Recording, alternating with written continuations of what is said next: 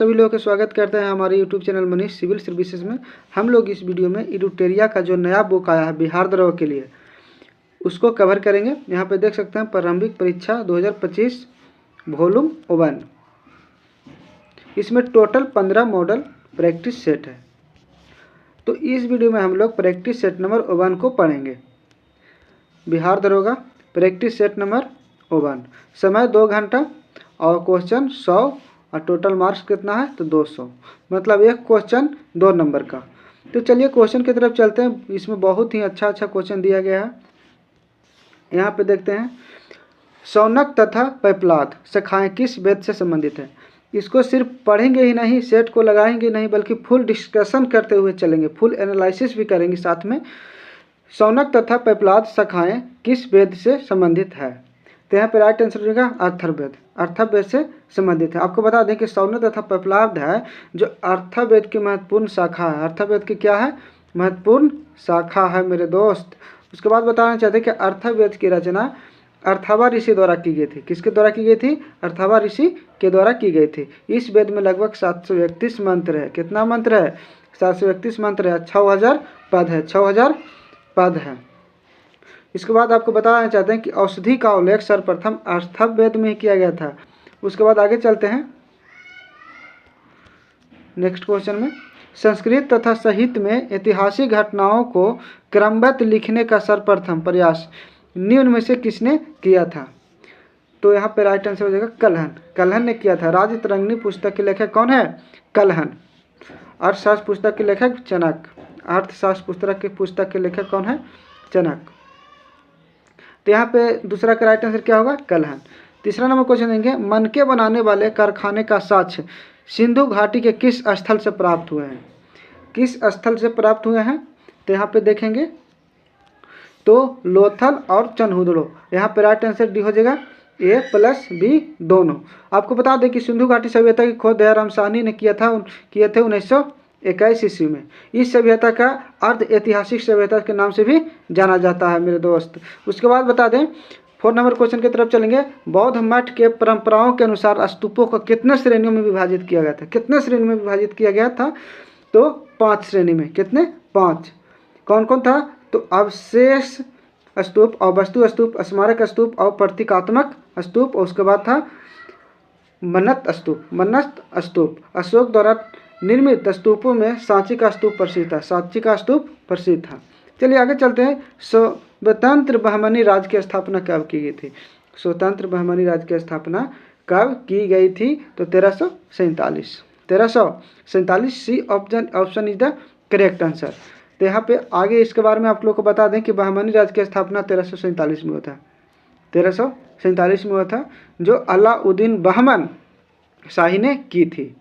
आगे चलते हैं। महाराणा प्रताप के हाथी का नाम निम्न में क्या था। महाराणा प्रताप के हाथी का नाम क्या था, तो Ram Prasad. Ram Prasad, C option is the correct answer. आपको बता दें कि महाराणा प्रताप की मृत्यु 19 जनवरी 1597 को हुई थी। और इसके बारे में कुछ और बताना चाहते हैं कि इनके घोड़े का नाम चेतक था, हाथी का नाम राम प्रसाद था। घोड़े का नाम चेतक और हाथी का नाम राम प्रसाद था। उसके बाद देखेंगे भैरववाल की संधि किस वर्ष हुई थी। भैरववाल की संधि किस वर्ष हुई थी, तो 22 दिसंबर 1846 को। 22 दिसंबर 1846 को। ये ऑप्शन यहाँ पे राइट हो जाएगा। आगे चलते हैं हम लोग। 1911 में दिल्ली दरबार की घोषणा निम्न में क्या शामिल था। दिल्ली दरबार की घोषणा में क्या शामिल था, तो आपको बता दें कि बंगाल विभाजन का रद्द, ये भी शामिल था। बंगाली भाषा क्षेत्रों को मिलाकर प्रांत बनाना, ये भी सही था, शामिल था। उसके बाद है बिहार राज्य की स्थापना, जिसमें उड़ीसा भी शामिल था। 3 में से सभी क्या होगा, D option is the correct answer. 8 का आंसर क्या होगा, डी। लॉर्ड हार्डिंग की अध्यक्षता में 1911 ईस्वी में 1911 ईस्वी में मेरे दोस्त दिल्ली में भव्य दरबार का आयोजन किया गया था।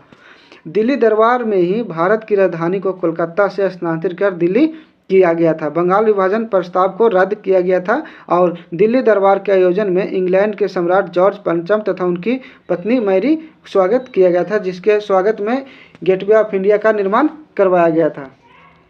चलिए आगे चलते हैं। सेवा समिति की स्थापना निम्न में से किसने किया? सेवा समिति की स्थापना निम्न में से किसने किया? तो राइट आंसर हृदयानंद कुंजरू। आपको बता दें कि सेवा समिति की स्थापना हृदयानंद कुंजरू ने इलाहाबाद में किया था। कहाँ किया था? इलाहाबाद में किया था। देखिए 10 नंबर क्वेश्चन को देखेंगे, निम्न में से कौन सी जोड़ी सुमेलित नहीं है? तो चौसा का युद्ध 1539 में, कोला चेला का युद्ध 1741, खुर्दा का युद्ध 1795, रुहेला का युद्ध, ये बिल्कुल गलत है। राइट आंसर यहाँ पे डी हो जाएगा। चलिए हम लोग आगे चलते हैं। जिनको भी किसी भी प्रकार की कोई दिक्कत हो या समस्या हो तो कमेंट बॉक्स में कमेंट कर दीजिएगा, उनको रिप्लाई हम जरूर देंगे। देखिए 11 नंबर क्वेश्चन है, ऑपरेशन जीरो आवर के तहत भारत छोड़ो आंदोलन के दौरान कस्तूरबा गांधी को कैद करके किस जेल में रखा गया था? कस्तूरबा गांधी को कैद करके किस जेल में रखा गया था? तो यहाँ पे आगा खां महल में, आगा खां महल में। राइट आंसर बी हो जाएगा। चलिए आगे चलते हैं हम लोग। कंध विद्रोह का संबंध भारत के किस राज्य से है? किस राज्य से है मेरे मित्र? तो बी हो जाएगा उड़ीसा से। कंध विद्रोह 1837 में हुआ था। कब हुआ था? 1837 में हुआ था, उड़ीसा में। इस विद्रोह के नेता चक्र बिसोई थे। भारत के प्रमुख विद्रोह तथा उनके नेता के बारे में आपको बताया था। नील विद्रोह तिरोहित सिंह संबंधित नेता थे, 1854 से 62 तक थे। और ताना भगत, जतरा भगत 1914 में, जो कि आंदोलन विद्रोह में थे। चलिए आगे चलते हैं। एक बात और आपको बताना चाहिए, मोहफला विद्रोह थे जो अली मुशरियार किए थे। अली उसके नेता थे जो अली मुशरियार थे 1920 ईस्वी में। चलिए आगे चलते हैं हम लोग 13 नंबर क्वेश्चन में। शांति निकेतन को किस वर्ष यूनेस्को की विश्व धरोहर सूची में शामिल किया गया था? यूनेस्को के विश्व धरोहर सूची में शामिल किया गया था तो 2023 में। 2023 में। राइट आंसर क्या होगा? ए हो जाएगा। चलिए आगे चलते हैं। लाल किला के बारे में आपको बता दें कि बहुत ही महत्वपूर्ण है। 2007 ईस्वी में वर्ष यूनेस्को, यहाँ आपको बताना चाहते हैं कि शांति निकेतन किस वर्ष यूनेस्को विश्व धरोहर में शामिल किया गया था? तो 2023 में। लेकिन यूनेस्को विश्व धरोहर की सूची में किसको, लाल किला को कब शामिल किया गया था? तो 2007 में। और पश्चिमी घाट को 2012 में। और रानी की बाव, आप लोग जानते हैं रानी की बाव, उसको कब शामिल किया गया था? 2014 में। उसके बाद आपको बता दें कि नालंदा बिहार, नालंदा जो विश्वविद्यालय बिहार है उसको यूनेस्को के विश्व धरोहर में कब शामिल किया गया था? तो 2016 में। नालंदा बिहार 2016 में, यहाँ पे 2016 में। उसके बाद आपको बता दें कि कंचनजंगा राष्ट्रीय पार्क 2016 में इसको यूनेस्को के विश्व धरोहर सूची में शामिल किया गया था। और धौलावीर आप लोग जानते हैं जिसको 2021 में शामिल किया गया था। चलिए आगे चलते हैं हम लोग। विश्व भारतीय शिल्प परिषद का मुख्यालय कहाँ स्थित है? कहाँ स्थित है? तो चेन्नई में। चेन्नई में राइट आंसर हो जाएगा। चलिए आगे चलते हैं 15 नंबर क्वेश्चन में। रिंग गार्ड एवं बैक बोर्ड नामक शब्द किस खेल से जुड़े हैं? किस खेल से जुड़े हैं? तो बास्केटबॉल से। ऑप्शन नंबर ए पे है बास्केटबॉल। आगे चलते हैं। समेकित निर्देशित प्रक्षेपास्त्र विकास का कार्यक्रम की नींव किस प्रधानमंत्री द्वारा रखी गई थी? तो इंदिरा गांधी। ये हो जाएगा राइट आंसर। आगे चलते हैं। एंडोक्राइनोलॉजी शाखा के जनक निम्न में से कौन है? कौन है मेरे मित्र? तो Thomas Edison. Option number C में है थॉमस एडिसन। चलिए आगे चलते हैं। भारतीय अर्थव्यवस्था में विद्युत, गैस तथा जलापूर्ति किस क्षेत्र के अंतर्गत आते हैं? किस क्षेत्र के अंतर्गत आते हैं? तो द्वितीय क्षेत्र के अंतर्गत आते हैं मेरे मित्र। आपको बता दें कि कृषि है जो प्राथमिक क्षेत्र के अंतर्गत आता है। विद्युत है, विद्युत आप लोग जानते हैं लाइन जिसे बोलते हैं विद्युत, वो है द्वितीय क्षेत्र में। और तृतीयक में आता है व्यापार। पशुपालन भी प्राथमिक में आता है। वन उद्योग प्राथमिक में। मछली पालन भी, मत्स्य जिसे पिस्सीकल्चर कहते हैं, उसे प्राथमिक में आता है। गैस, खाद्य प्रसंस्करण और उद्योग इस समय की बात कीजिएगा तो द्वितीय में आएगा। और व्यापार, होटल, रियल एस्टेट, सार्वजनिक प्रशासन आएगा तृतीयक में। किसमें? तृतीयक में। चलिए आगे चलते हैं। एक एक पॉइंट को हम डिस्कशन करते हुए चलेंगे। वैज्ञानिक के आधार पर राष्ट्रीय आय की गणना BKR राव द्वारा किस वर्ष किया गया था? किस वर्ष किया गया था? तो 1931 में। कब?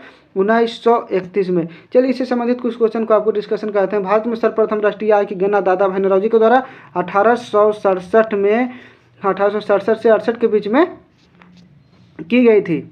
आगे चलते हैं। 20 नंबर क्वेश्चन है। भारत में विदेशी प्रत्यक्ष निवेश की सीमा किन क्षेत्रों में 100% नहीं है? किन क्षेत्रों में 100% नहीं है? तो यहाँ पे राइट आंसर हो जाएगा डी, पेंशन के क्षेत्र में 100% नहीं है। तो चलिए आगे चलते हैं 21 नंबर क्वेश्चन में हम लोग, विशेष आर्थिक क्षेत्र के उद्देश्य में क्या शामिल नहीं है, क्या शामिल नहीं है मेरे दोस्त। तो आप लोग भी थोड़ा दिमाग पर जोर दीजिएगा। तो 21 का राइट आंसर क्या होगा, डी। बनाने का प्रयास कीजिएगा थोड़ा सा। 21 का आंसर डी हो जाएगा, 500 करोड़ से अधिक आय वाली कंपनियों को शामिल करना। अब हम लोग 22 नंबर क्वेश्चन को देखेंगे। किस समिति ने निर्धनता की पहचान हेतु कॉस्ट ऑफ लिविंग के आधार के रूप में स्वीकार किया था। तो 22 का राइट आंसर सुरेश तेंदुलकर समिति, ये हो जाएगा राइट आंसर। सुरेश तेंदुलकर समिति का गठन 2005 में किया गया था। कब किया गया था, 2005 में किया गया था। 76वें गणतंत्र दिवस समारोह 2025 के मुख्य अतिथि के रूप में शामिल हुए थे। कौन शामिल हुए थे मेरे दोस्त, तो प्रबोवो सुबियांटो, ये इज द करेक्ट आंसर। 33वें ग्रीष्मकालीन ओलंपिक खेल 2024 में भारत को कुल कितने पदक प्राप्त हुए थे, कितने पदक प्राप्त हुए थे, तो 6। कितने पदक, 6। केंद्रीय बजट 2024 से 25 के अनुसार राजस्व घाटा कुल जीडीपी ग्रॉस डोमेस्टिक प्रोडक्ट का कितना प्रतिशत है। तो 25 का राइट आंसर क्या होगा, तो डी हो जाएगा, 1.8%। 1.8%। केंद्रीय बजट 2024 से 25 को 23 जुलाई को संसद में पेश किया गया था। कहाँ पेश किया गया था, संसद में। बजट 2024-25 की बात करेंगे का थीम था रोजगार कौशल MSME और इसका क्या बोला जाए कि और मध्य वर्ग था, MSME और मध्य वर्ग था। चलिए आगे चलते हैं। मध्यम वर्ग जिसे बोलते हैं, मध्य वर्ग कहने का मतलब मध्यम वर्ग। केंद्रीय बजट 2024-25 में मनरेगा हेतु कितना बजट आवंटित किया गया था, कितना बजट आवंटित किया गया था, तो 86,000 करोड़। 86,000 करोड़। हाल ही में हुए विधानसभा चुनाव के बाद मोहन चरण मांझी किस राज्य के मुख्यमंत्री नियुक्त हुए थे, तो उड़ीसा हो जाएगा, उड़ीसा राइट आंसर हो जाएगा। चलिए आगे चलते हैं। 24वें SCO शिखर सम्मेलन का आयोजन कहाँ किया गया था, कहाँ किया गया था, तो कजाकिस्तान में। चलिए आपको बता दें कि बेलारूस SCO का नया सदस्य देश बनता है। बेलारूस SCO का नया सदस्य देश बना है अभी के समय में। वर्तमान में SCO में कुल 10 सदस्य था। कितना सदस्य था, 10 सदस्य था। निम्न में रुद्रम ओवन क्या है, रुद्रम ओवन के बाद किया जाए तो क्या है, तो सी हो जाएगा, मिसाइल। क्या है, मिसाइल।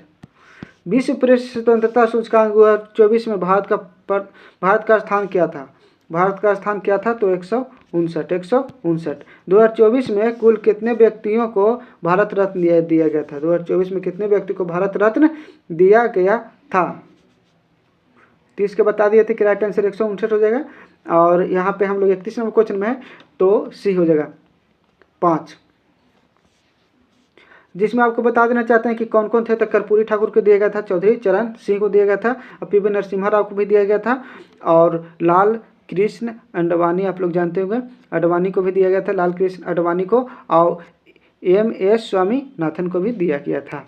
चलिए आगे चलते हैं 32 नंबर क्वेश्चन में। वर्ष 2025 में कितने व्यक्तियों को पद्म पुरस्कार दिए जाने की घोषणा केंद्र सरकार द्वारा किया गया था, तो 139। भारत सरकार द्वारा किस तिथि को संविधान हत्या दिवस मनाए जाने की घोषणा की गई थी, भारत सरकार द्वारा किस तिथि को संविधान हत्या दिवस मनाने की घोषणा की गई है, तो 25 जून को। बी आंसर राइट हो जाएगा, 25 जून को। चलिए अब चलेंगे 34 नंबर क्वेश्चन में। होपेक्स सैन्य अभ्यास किन दो देशों के मध्य आयोजित किया गया है, किन दो देशों के मध्य आयोजित किया गया है मेरे दोस्त, तो सी हो जाएगा भारत और मिस्र के बीच। आगे चलते हैं। 34वां व्यास सम्मेलन 2024 किसे प्रदान किया गया, किसे, तो सूर्यबाला। बी आंसर राइट हो जाएगा। B part of the plan theme के साथ कौन सा दिवस हाल ही में मनाया गया है? कौन सा दिवस हाल ही में मनाया गया था? तो डी हो जाएगा, विश्व जैन विविधता दिवस, विश्व जैव विविधता दिवस। हाल ही में किस राज्य में अंबाजी व्हाइट मार्बल को GI tag, geographical indication tag जिसे बोलते हैं, तो जीआई टैग दिया गया है? तो 37 का राइट आंसर ए हो जाएगा, गुजरात। आगे चलते हैं। 18वीं वन स्थिति रिपोर्ट 2023 के अनुसार वन रिपोर्ट 2021 की तुलना में 2023 में वन और वृक्ष आवरण में कितने वर्ग किलोमीटर की वृद्धि दर्ज हुई है? तो आपको बता दें कि 1445 वर्ग किलोमीटर। 39 नंबर क्वेश्चन को देखेंगे। हाल ही में रामसर सूची में शामिल किया गया नंजरायन पक्षी अभयारण्य का संबंध किस राज्य से है? किस राज्य से है? तो तमिलनाडु से है। उसके बाद भारत सरकार ने कब तक चंद्रयान 4 को प्रक्षेपित करने का लक्ष्य रखा है? चंद्रयान 4 को प्रक्षेपित करने का लक्ष्य रखा है तो 2028 तक। भारत ने 2028 तक चंद्रयान 4 को लॉन्च करने का लक्ष्य रखा। चंद्रयान 4 का लक्ष्य था चंद्रमा से नमूने तत्व को लेकर पृथ्वी तक वापस पहुंचना। आगे चलते हैं। 96वां ऑस्कर अवार्ड 2024 में किस फिल्म को सर्वश्रेष्ठ फिल्म का अवार्ड दिया गया है? तो ओपेनहाइमर। आगे चलते हैं हम लोग। विश्व राज्य द्वारा विधवा पुनर्विवाह प्रोत्साहन योजना की शुरुआत की गई है? किस राज्य के द्वारा विधवा पुनर्विवाह प्रोत्साहन योजना की शुरुआत की गई है? तो झारखंड। राइट आंसर डी हो जाएगा, झारखंड। चलिए उसके बाद देखेंगे हम लोग 43 नंबर क्वेश्चन के सार्थक खंड वाले शब्द में क्या कहलाते हैं? देखिए क्वेश्चन समझिए। सार्थक खंड वाले शब्द निम्न में से क्या कहलाते हैं? तो यौगिक। क्या कहलाते हैं? यौगिक। 2 या 2 से अधिक सार्थक खंड वाले शब्द यौगिक कहलाते हैं। किसी निश्चित अर्थ का बोध कराने वाले शब्द को सार्थक कहते हैं। आगे चलते हैं। इत्यादि शब्द का संधि विच्छेद करने के लिए कह रहा है। देखिए हिंदी से कुछ क्वेश्चन आ गया है। तो इति जोड़ आदि बी ऑप्शन हो जाएगा राइट आंसर। आगे चलते हैं। पप्पू नहीं है। पाप पुण्य में कौन सा समास है? पाप पुण्य में कौन सा समास है? तो द्वंद्व समास। यह हो जाएगा राइट आंसर, द्वंद्व समास। जिस समास के दोनों शब्द प्रधान हो तथा विग्रह करने पर और अथवा जो होता है या का प्रयोग हो वहाँ द्वंद्व समास होता है। द्वंद्व कुछ समास के उदाहरण आपको बता देना चाहिए। द्वंद्व समास के कुछ उदाहरण: रात दिन, माता पिता, छोटा बड़ा, धनी निर्धन। उसके बाद देखेंगे। हथेली पर सरसों नहीं जमती मुहावरे का सही अर्थ क्या है? तो काम के लिए समय चाहिए। 46 का राइट आंसर सी हो जाएगा। आगे चलते हैं। यदि इससे ज़्यादा डिस्कशन चाहिए तो आप लोग कमेंट बॉक्स में कमेंट करिए, इससे ज़्यादा भी डीप डिस्कशन हम कराएंगे। तो 47 नंबर क्वेश्चन में चलेंगे। निम्न में कौन सा वाक्य शुद्ध है? कौन सा वाक्य है जो शुद्ध है? तो एक वाक्य आपके तुले है नहीं। आपका एक वाक्य तुला हुआ है नहीं। आपके एक वाक्य तुले हुए हैं। यहाँ पे राइट आंसर क्या होगा? सी। 47 का राइट आंसर सी हो जाएगा। चलिए कौन कह रहा है? शुद्ध कह रहा था, तो यहाँ पर राइट आंसर सी है जो शुद्ध हो जाएगा। उसके बाद देखिएगा क्वेश्चन है fill in the blank. Fill in the blank में are you really desirous visiting? तो यहाँ पे देखेंगे तो जुड़ जाएगा क्या? ऑफ। क्या जुटेगा? ऑफ जुड़ जाएगा। उपरोक्त वाक्य में दिया जाए रिक्त स्थान में ऑफ का प्रयोग इसलिए होगा कि डिसीरियस शब्द के साथ ऑफ प्रीपोजिशन का प्रयोग होगा। ऑफ प्रीपोजिशन आप लोग जानते हैं, उसका प्रयोग होगा डिसीरियस शब्द के साथ। चलिए आगे चलते हैं हम लोग। Choose the correct English translation that given sentence in Hindi.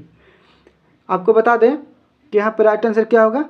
तो geography is difficult to learn.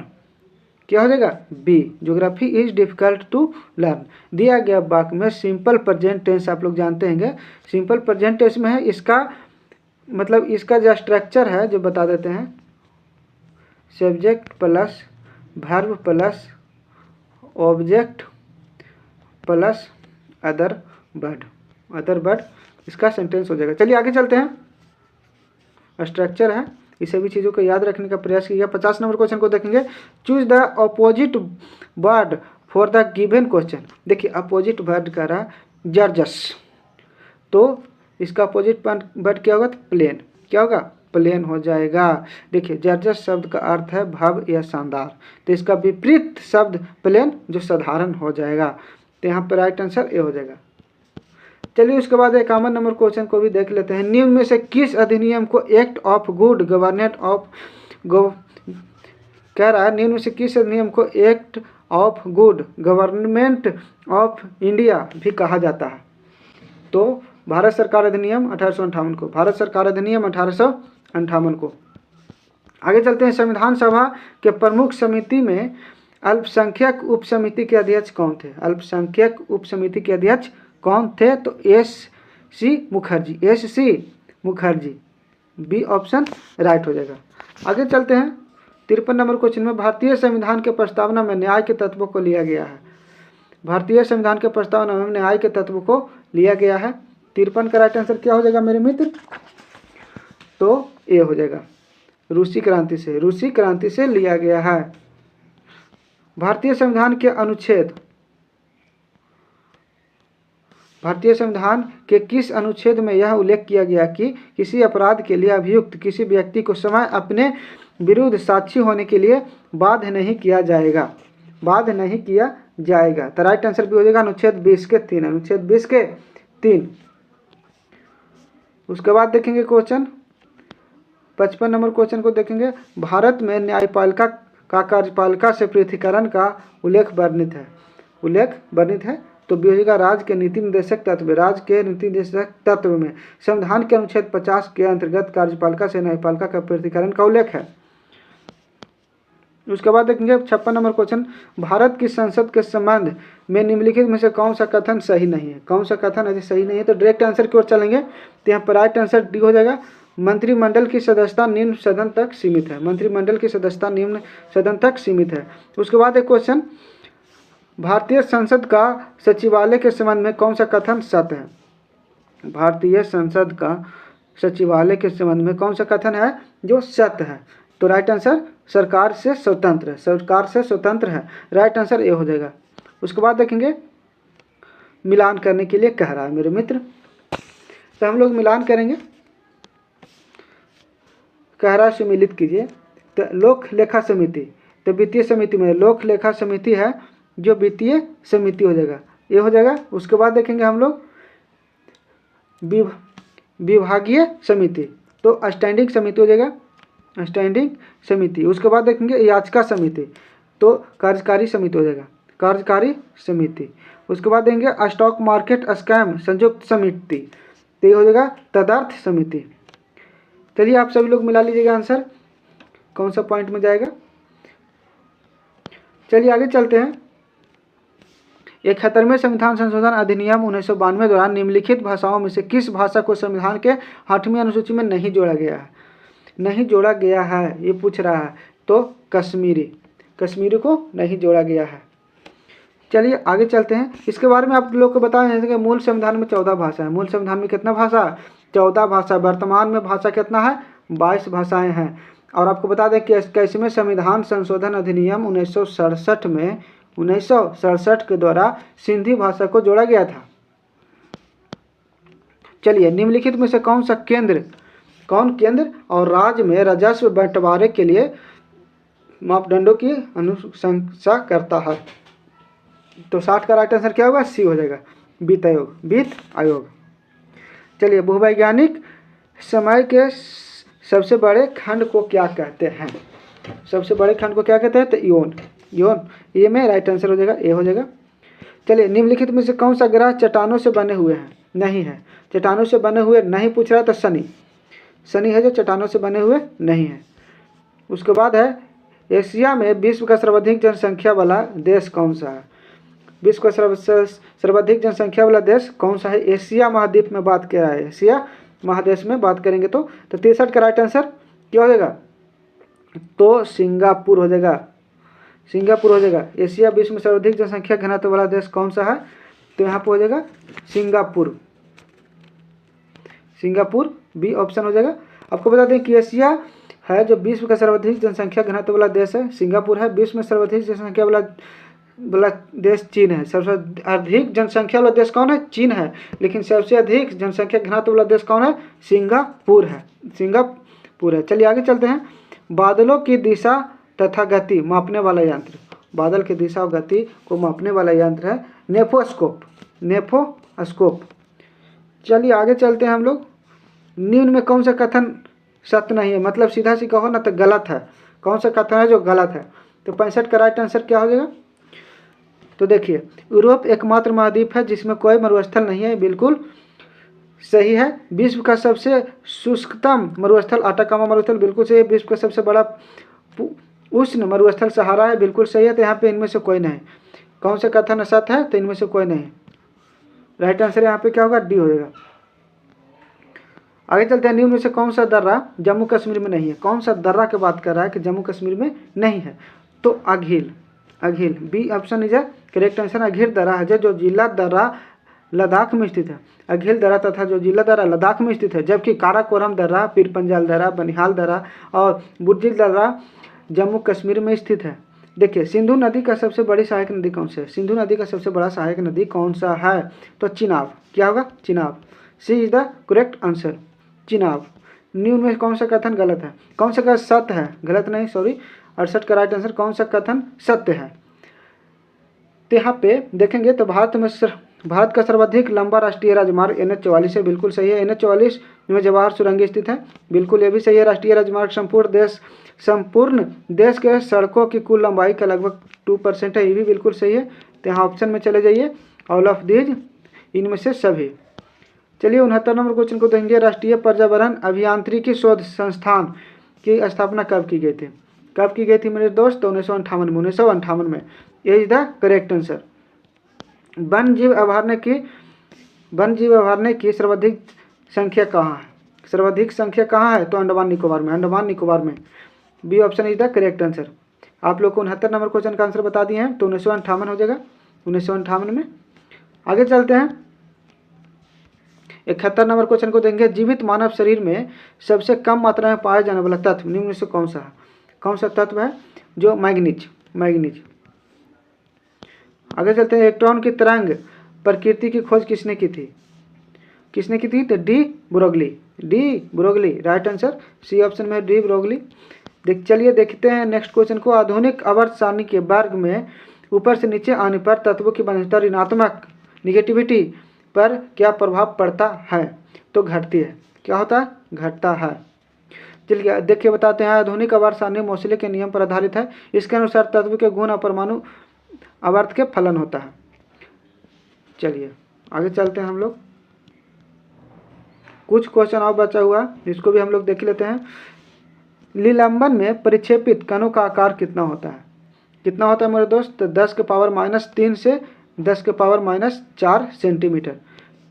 Limonite निम्न में से किस धातु का अयस्क है? लिमोनाइट ये निम्न में से किस धातु का अयस्क है? जो 75 का राइट आंसर बी हो जाएगा, लोहा। लिमोनाइट लोहा का अयस्क है। इसके अलावा लोहा का अयस्क कौन कौन है जो बता देते हैं आपको कि हेमेटाइट है, मैग्नेटाइट है, सीडेराइट है और आयरन पाइराइट है और कैल्को पाइराइट भी आप लोग जानते होंगे। और क्या आपको पता है कि लेड है, लेड शीशा का अयस्क क्या है? तो गैलेना। और कोबाल्ट का स्मेल्टाइट। निम्न में से चलिए आगे क्वेश्चन की तरफ चलेंगे। निम्न में से किसे रोमन विट्रोल भी कहा जाता है? रोमन विट्रोल भी कहा जाता है तो हरा कशिश को। हरा कशिश डी ऑप्शन में है, हरा कशिश। चलिए निम्न में से किसे नोबल का तेल भी कहा जाता है? नोबेल का तेल भी कहा जाता है। तो यहाँ पर राइट आंसर क्या होगा? सी हो जाएगा, ट्राई नाइट्रोग्लिसरीन।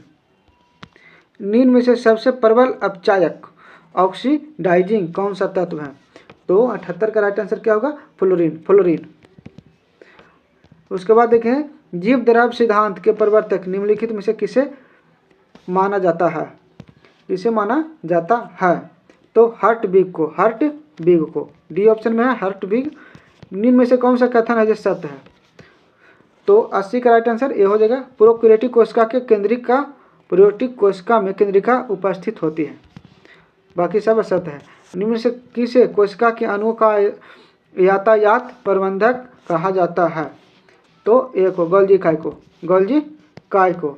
उसके बाद 82 नंबर क्वेश्चन है, जीन की आनुवंशिकता विचारधारा के अनुसार जीन के कार्य की इकाई को क्या कहा जाता है?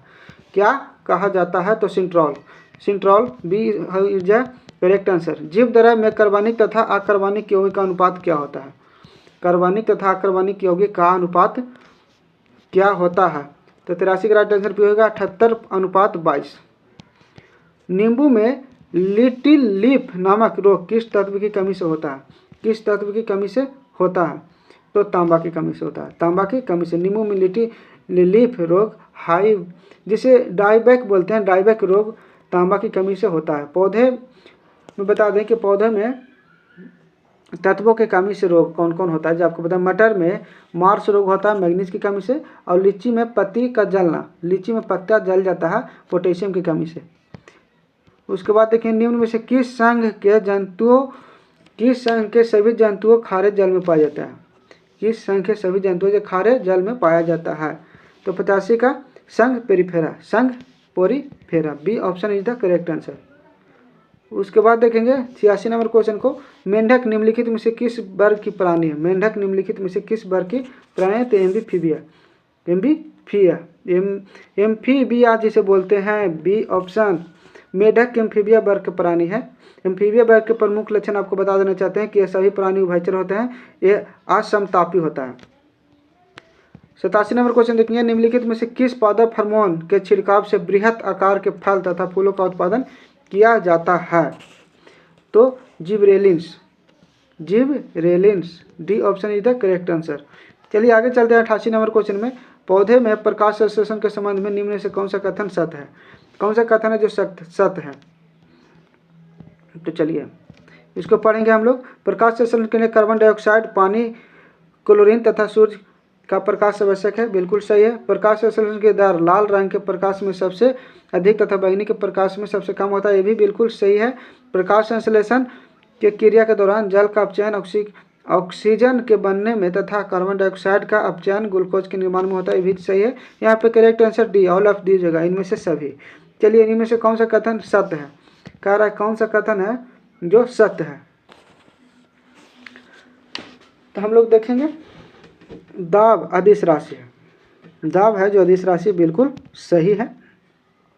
उसके बाद है कार्य का विमेय सूत्र ml2T-2, नहीं बिल्कुल गलत है, ये बिल्कुल कार्य का विमेय सूत्र कह रहा है तो ml2T-2 माइनस है, तो ये भी सही है। क्या होगा? दो भी यहाँ पे सही हो जाएगा। उसके बाद है विस्थापन धनात्मक या ऋणात्मक हो सकता है परंतु शून्य नहीं हो सकता, ये गलत है। समतल कोण का ऐसा मात्रक अष्टरेडियन होता है, नहीं। नेस कोण का मान अष्टरेडियन होता है, समतल कोण का मान रेडियन होता है। समतल कोण का मान क्या होता है? रेडियन। नेस कोण का मान क्या होता है? अष्टरेडियन। तो यहाँ पे राइट आंसर 1 और 2, डी हो जाएगा सही। आपको बता देना चाहते हैं कि दाब, विद्युत धारा तथा ताप अदिश राशि है। दाब, विद्युत धारा, ताप ये सब है जो अदिश राशि है। और उसके बारे में और बता देना चाहते हैं कि समतल कोण का ऐसा मात्रक रेडियन होता है, और घन कोण का मान मात्रक होता है जो अष्टरेडियन होता है। घन कोण का मान है जो अष्टरेडियन होता है, घन कोण यहाँ पे है, घन कोण रहता है तो अष्टरेडियन होता है, और समतल कोण का मान रेडियन होता है। चलिए आगे चलते हैं।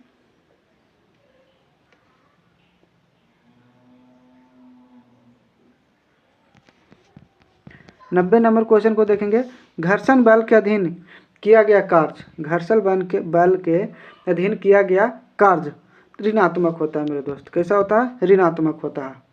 90 का राइट आंसर क्या होगा? बी हो जाएगा। 91 में चलेंगे, भू अस्थायी उपग्रह जियोग्राफिकल स्टेशनरी सैटेलाइट के संबंध में कौन सा कथन सत्य नहीं है? कौन सा कथन है जो सत्य नहीं है? 91 का राइट आंसर क्या हो जाएगा? तो सी हो जाएगा। इसका कक्षीय वेग 8 किलोमीटर पर सेकंड होता है। उसके बाद देखेंगे, निम्न में से कौन सा कथन सत्य है? कौन सा कथन पूछ रहा है मेरे दोस्त कि सत्य है? तो डायरेक्ट हम लोग आंसर की तरफ चलेंगे। पहले एक बार देख लेते हैं, उसके बाद आंसर की तरफ चलेंगे। कह रहा है एक विद्युत धारा दूसरी विद्युत धारा पर बल लगाती है। इसकी खोज अलेक्सांड्रो वोल्ट ने की थी। ये गलत है। उसके बाद देखेंगे जब समांतर चालकों में एक ही दिशा में विद्युत धारा प्रवाहित होता है तो दोनों के बीच आकर्षण बल लगता है। दोनों के बीच आकर्षण बल लगता है, बिल्कुल सही है। उसके बाद है जब समांतर चालकों में एक दूसरे के विपरीत दिशा में विद्युत धारा प्रवाहित होता है तो उनके बीच प्रतिकर्षण बल लगता है। ये भी बिल्कुल सही है। तो यहाँ पे देखेंगे तो 2 और 3 है जो ऑप्शन में बिल्कुल सही है। 2 और 3 करेक्ट आंसर हो जाएगा। चलिए उसके बाद देंगे सरल सूक्ष्मदर्शी की आवर्धन क्षमता क्या होगा। सूक्ष्मदर्शी के आवर्धन क्षमता के बात किया जा रहा है तो m बराबर 1 प्लस dy कितने गया f क्या हो जाएगा f हो जाएगा। 93 का राइट आंसर क्या हो जाएगा 1 हो जाएगा। m बराबर 1 प्लस dy f हो जाएगा। चलिए सुमेलित करने के लिए कह रहा है 94 के सुमेलित करते हैं। इंटरफेरोमीटर है जो हो जाएगा समतल ध्रुवीकृत प्रकाश का घूर्णन। समतल ध्रुवीकृत प्रकाश का घूर्णन यहाँ पे एस में हो जाएगा। और पोटेंशियोमीटर हो जाएगा जो विद्युत विभवांतर। उसके बाद देखेंगे कैलोरीमीटर हो जाएगा जो विशिष्ट ऊष्मा की क्षमता और रूलर हो जाएगा लंबाई। चलिए आगे चलते हैं। निम्न में से वह कौन सी प्रक्रिया है जिसके द्वारा कोई वस्तु कुछ रंगों के प्रकाश को अवशोषित करता है और दूसरे को परिवर्तित करता है। तो परावर्तन क्या होगा परावर्तन। समांतर श्रेणी 21 18 15 कौन सा पद 81 होगा। तो हम आप लोग आंसर मार्क कर देते हैं, आप लोग इसे सॉल्व कर लीजिएगा। नहीं तो नेक्स्ट वीडियो में सिर्फ सारा सेट का मैथ को एक बार में सोल्यूशन लेकर के आएंगे। चलिए उसके बाद देखेंगे। देखिए इसका भी आंसर आप लोग कर लीजिए क्योंकि सब बनाने में बहुत ज़्यादा समय लग जाएगा। तो 97 का राइट आंसर क्या हो जाएगा यहाँ पे आंसर मार्क कर देते हो 1 हो जाएगा। नहीं बनेगा तो कमेंट कर दीजिएगा, उसको हम सोल्यूशन लेकर के आएंगे नेक्स्ट वीडियो में। 98 नंबर क्वेश्चन के देखेंगे तो आंसर यहाँ पे कर देते हैं। 98 नंबर क्वेश्चन है, इसका आंसर सी हो जाएगा 63 किलोग्राम। 99 हो जाएगा 98 को हो जाएगा 62 किलोग्राम। 63 नहीं मित्र 62 किलोग्राम। और इसका हो जाएगा 300 रुपया, इसका हो जाएगा 300 रुपया।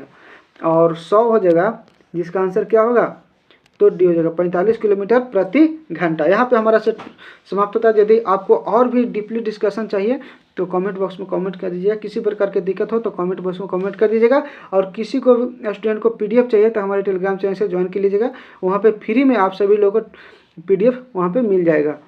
और अभी के समय में ऐसे जीडी का जितना भी परीक्षाएँ हो रहा है उस सभी का एनालिसिस करवा रहे हैं, तो उसे आप लोग जरूर देखिएगा। तो फिर लेते हैं ब्रेक, मिलते हैं नेक्स्ट वीडियो में।